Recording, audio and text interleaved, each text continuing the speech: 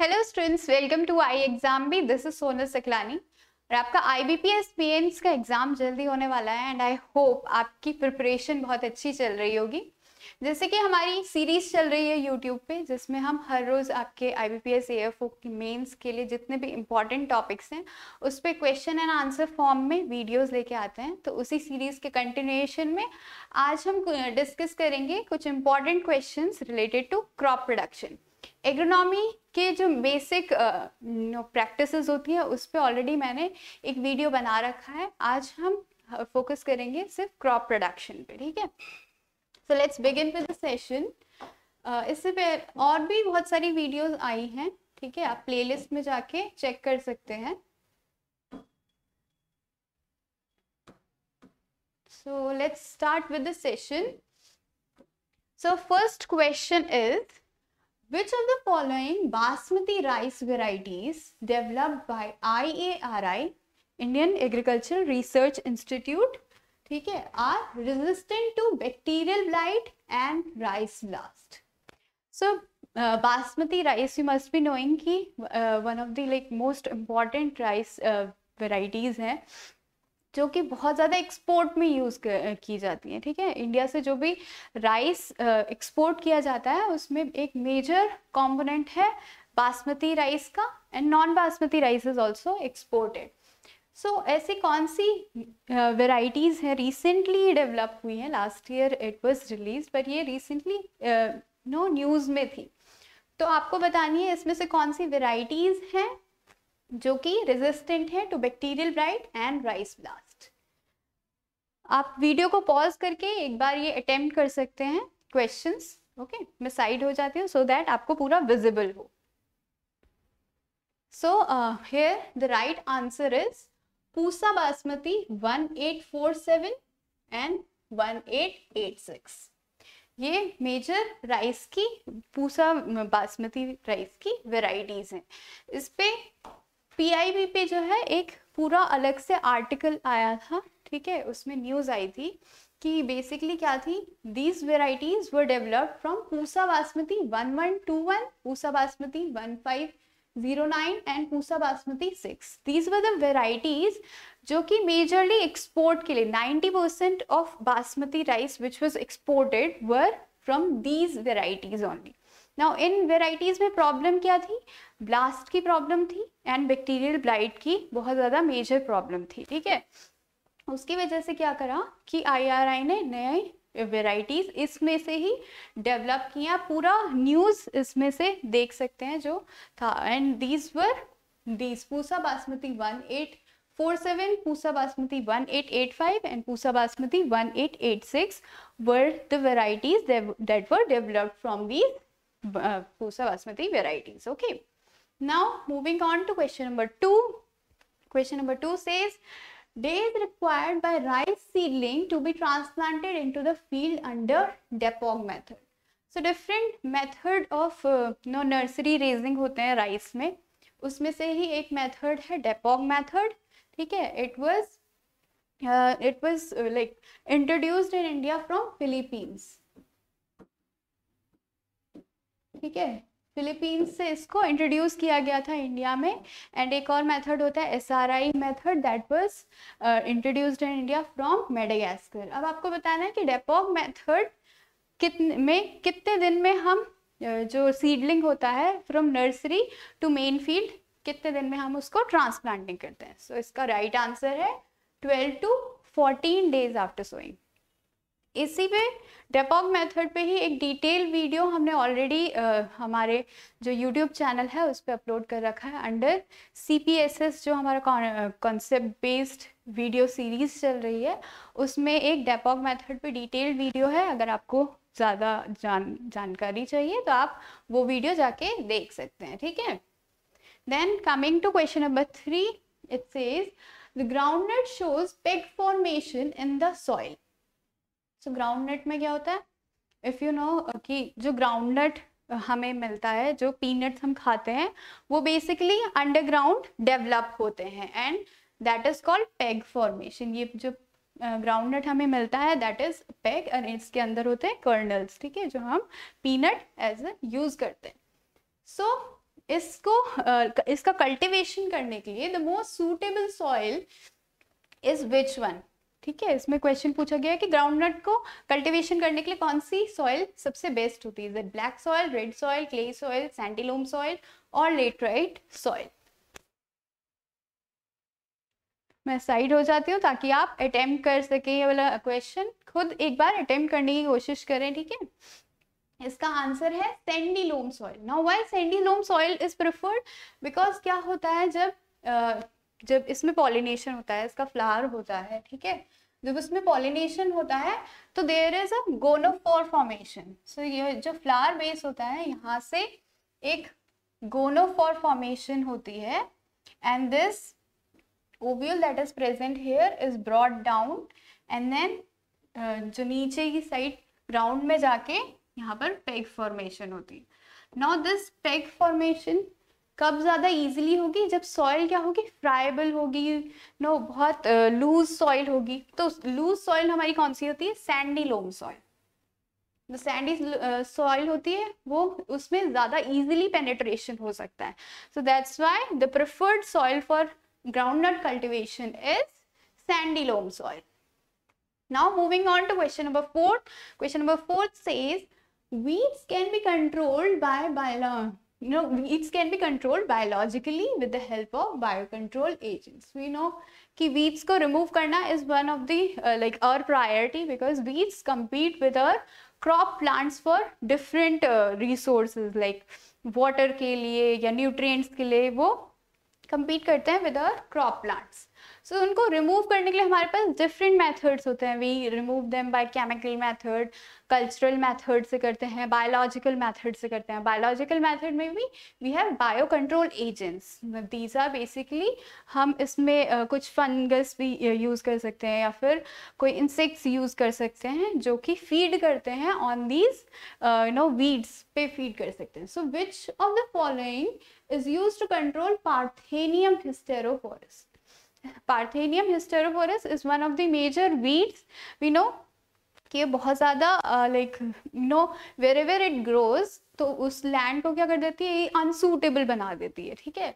सो इसमें क्वेश्चन आपको पूछा है कि कौन सा वाला bio control agent is used for the control of parthenium hysterophorus.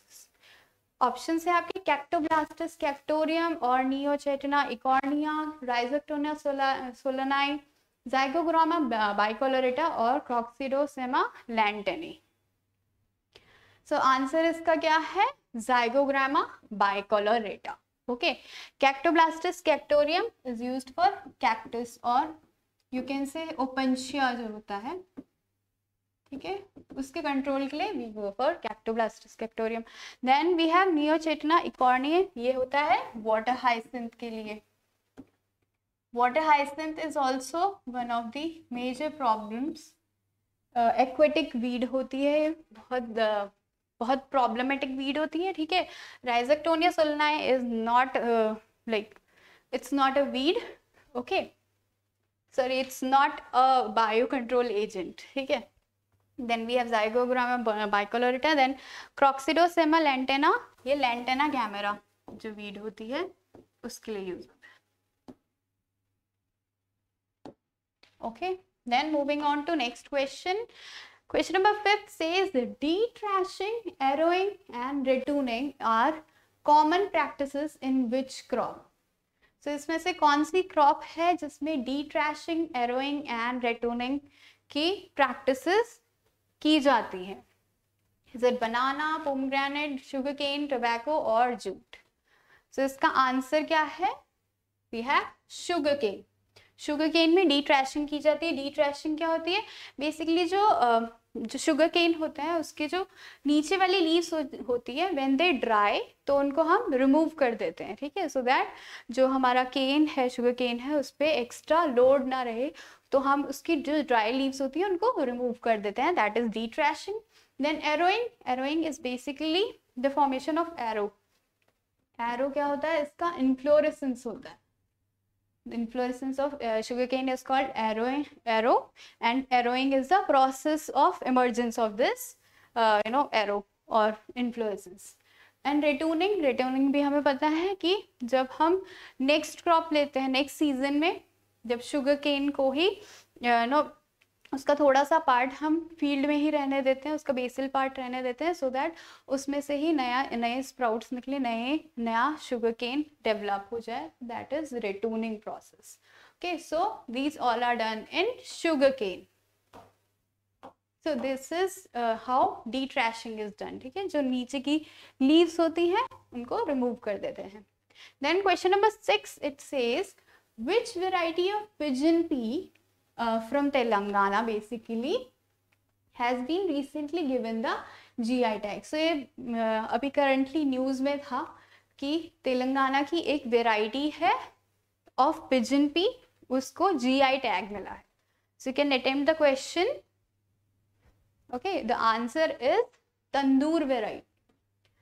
तो basically news में ये था कि Tandur red gram.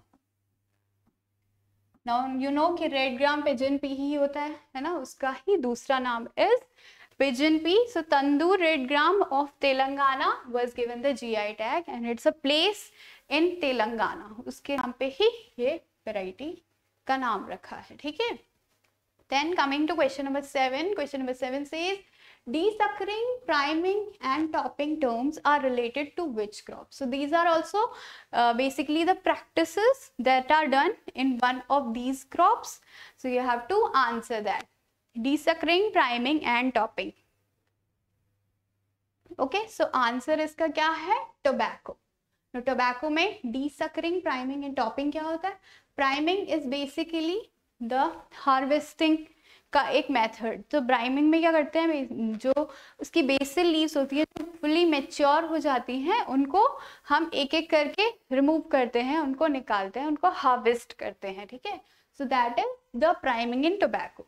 Now desuckering and topping. Topping में क्या करते हैं, बेसिकली जो एपिकल वर्ड होता है टोबैको में उसको हम रिमूव कर देते हैं. ठीक है, एंड डीसकरिंग में उसकी जो लेटरल ब्रांचेस होती हैं उनको रिमूव कर देते हैं. Now why desuckering and topping is done, it's basically done so that उसकी जो भी एनर्जी है वो कहाँ जाए, सारी लीव्स में. बिकॉज हमारे टोबैको में क्या है, हमारा जो प्रोडक्ट है, जो कमर्शियल प्रोडक्ट है, दैट आर दी लीव्स. ठीक है, लीव्स में भी निकोटीन जो बेसिकली प्रोडक्ट होता है that is used for our consumption के लिए यूज किया जाता है.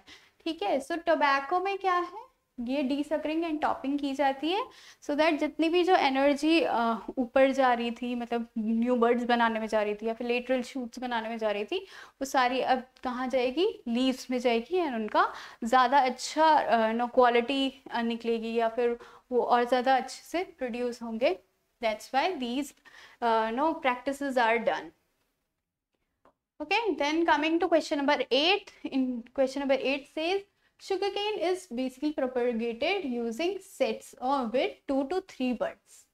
तो sugarcane में हमें पता है कि we do not go for sowing of seeds. हम उनको वेजिटेटिवली प्रोपोगेट करते हैं with the help of sets. And sets का क्या होता है, बेसिकली जो शुगर केन का जो स्टेम होता है उसी का पार्ट कट करके हम सेट्स बनाते हैं जिसमें 2 to 3 बर्ड्स बेसिकली होने चाहिए so that new plant can arise from that. Now the question says which part of sugarcane is preferred for sowing. So कौन सा वाला पार्ट, जो शुगर केन तो पूरा लंबा सा होता है, ठीक है, अब इसमें से सारे part is not preferably used for making the sets. So आपको बताना है कि कौन सा वाला पार्ट यूज होता है. Is it the top 1/3 part, bottom 1/4 part, middle portion, any part can be used or none of the above. Answer इसका top 1/3 part. Now why top 1/3 part is used? क्योंकि जो top 1/3 part होता है उसमें glucose content ज्यादा होता है. ठीक है, एंड जो नीचे वाला पार्ट होता है उसमें सुक्रोज कंटेंट ज्यादा होता है. सुक्रोज मतलब ज्यादा सुक्रोज होगा, ज्यादा शुगर होगा. ग्लूकोज क्या होता है, इट्स लाइक सिंपलर फॉर्म जिससे जो बर्ड्स हैं उनको जल्दी इजीली एनर्जी मिल जाएगी and that's why they use the top 1/3 part for the propagation. तो टॉप 1/3 पार्ट में ग्लूकोज ज़्यादा इजीली अवेलेबल होता है, वहाँ पर बर्ड्स ज़्यादा अच्छे से डेवलप्ड रहती है, that's why it's used for sowing purpose. Then coming to question number 9, it's asks, ये भी शुगर केन से ही है, okay, which of the following is not an indicator of sugarcane maturity. तो शुगर केन की maturity that indicates कि कब हमें उसकी हार्वेस्टिंग करनी चाहिए। आपको बताना है कि इसमें से कौन सा वाला इज नॉट करेक्ट। तो आप स्टेटमेंट रीड कर सकते हैं आराम से एंड उसके बाद आप आंसर कर सकते हैं। ऐसा ही एक सिमिलर क्वेश्चन कुछ प्रीवियस ईयर पेपर्स में भी आया था, ठीक है। तो आप आई होप आपने आंसर कर दिया होगा। एक बार वन बाय वन हम सारे ऑप्शंस देखते हैं। Sugarcane becomes brittle, produces metallic sound and breaks easily at nodes. So क्या होता है, शुगरकेन ब्रिटल हो जाता है जब वो मैच्योर हो जाता है, एंड उसको अगर हम मिडिल पार्ट में अगर हम उसको ऐसे मतलब उसमें अगर हम मिडिल पार्ट में हम नॉक करेंगे तो हमें क्या एक मेटालिक साउंड उसमें सुनाई देगी, ठीक है। देन वी हैव कि वो इजीली ब्रेक हो जाता है at nodes. Then B is that buds swell out at nodes. This is also correct कि जो बर्ड्स होती हैं वो स्वेलिंग आउट होने लगती है उनमें। देन वी हैव ब्रिक सेक्रोमीटर और refractometer reading is between 10 to 12%. Now this statement is wrong. ठीक है, नेक्स्ट स्टेटमेंट भी पढ़ लेते हैं, फिर मैं आपको एक्सप्लेन करती हूँ वो। Glucose content is less than 0.5% when tested with Fehling solution. So this is also correct. Glucose content उसमें लेस देन 0.5% होना चाहिए। नाउ ब्रिक सेक्रोमीटर और रिफ्रैक्टोमीटर ये बेसिकली रीड करता है TS, टोटल सॉल्युबल शुगर्स जो होते हैं। और ये कैसे मेजर करते हैं, हम शुगर के जो मिड पार्ट है वहाँ से थोड़ा सा जूस एक्सट्रैक्ट कर लेते हैं एंड उसको रिफ्रैक्टोमीटर में रखते हैं and then we read its reading. So it's basically 18 to 20% के बीच में उसकी रीडिंग होनी चाहिए, ठीक है। It should not be 10 to 12%, it should be 18 to 20%. Then coming to question number 10, it says rating is fermentation process in which the cortical and phloem tissues of the bark of the plants containing free strands are decomposed to separate fiber from the non-fibrous woody stem. So आपको basically पूरी rating का जो process है उसके बारे में इसमें बताया गया, ठीक है। क्वेश्चन क्या है कि term retting is associated with which crop. So कौन सी क्रॉप है जिसमें हम रेटिंग की जो प्रोसेस करते हैं, कैसे कौन सी क्रॉप है जिसमें हम जो बास्ट फाइबर है उसको निकालते हैं from the main stem with the help of rating की प्रोसेस से वो सेपरेट हो जाता है और फिर हम उसको निकाल लेते हैं। सो ऑप्शंस हैं आपके पास cotton, jute, mesta, both B and C and both A and B. So इस क्वेश्चन को आपको आराम से पढ़ना है और फिर आराम से आंसर देने हैं। I know most of you will do what, cotton देखा, जूट देखा और सीधे आंसर मार्क कर दिया बी पे, विच इज नॉट राइट। आपको सारे ऑप्शंस देखते हैं एंड देन आंसर करना है, क्योंकि जूट एंड मेस्टा दोनों ही बास्ट फाइबर क्रॉप्स हैं एंड दोनों में ही क्या होती है, रेटिंग की प्रोसेस होती है। So answer would be D, both B and C are the answer of this question, ठीक है। So that is it for today. और भी अगर आपको क्वेश्चंस अटेम्प्ट करने हैं तो आप हमारी साइट पे जाके फ्री मॉक टेस्ट ट्राई कर सकते हैं, ठीक है। Also you can purchase our course, it is only at you can buy it at 1355 की कॉस्ट पे आप इसको बाय कर सकते हैं हमारी साइट पे जा कर के। अगर आपको ये वीडियो अच्छा लगा हो तो please hit the like button. If you haven't subscribed the channel yet, go and subscribe it. आज के लिए इतना ही, अगली वीडियो में और क्वेश्चंस आपके लिए लेके आएंगे। Thank you and have a nice day.